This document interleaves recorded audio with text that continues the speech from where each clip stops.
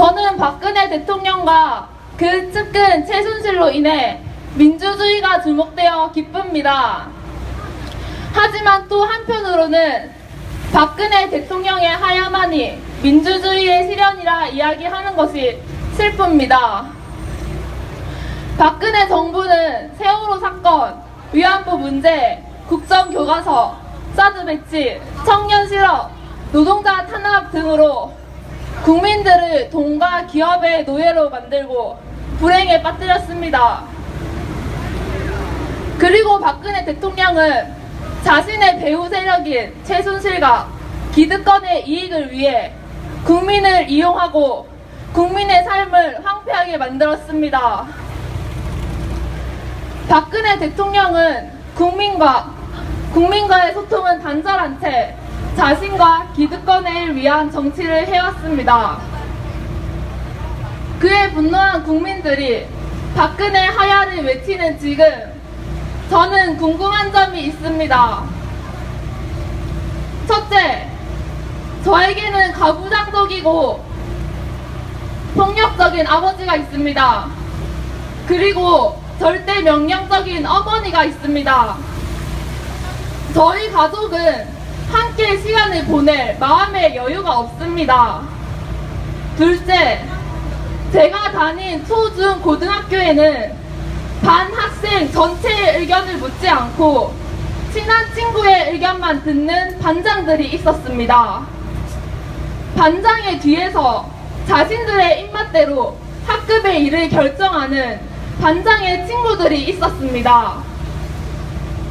개인의 자유를 보장하는 국가에서 두 발로, 교복으로, 시간표로 학생을 통제하는 선생님들이 있었습니다. 셋째, 제가 아르바이트 했던 직장에서는 노동자와 노동법보다 돈과 상품을 더 우선시하는 사장이 있었습니다. 여러분, 박근혜 대통령이 하야하면 제가 직면한 가정과 학교와 노동의 문제가 해결됩니까? 저는 행복한 가정에서 살 수 있고 치열한 경쟁이 아닌 배움의 즐거움을 느끼며 공부하고 기계가 아닌 사람답게 노동을 할 수 있습니까? 저는 박근혜 대통령이 모든 문제의 책임이라고 이야기하는 것이 싫습니다. 박근혜 대통령이 하야하면 모든 문제가 해결될 것이라 이야기하는 것이 싫습니다. 박근혜 대통령 하야 뒤가 더 중요하다 이야기하는 것이 싫습니다. 제 삶의 문제가 박근혜 대통령 한 명의 책임입니까? 최순실 한 명의 잘못입니까?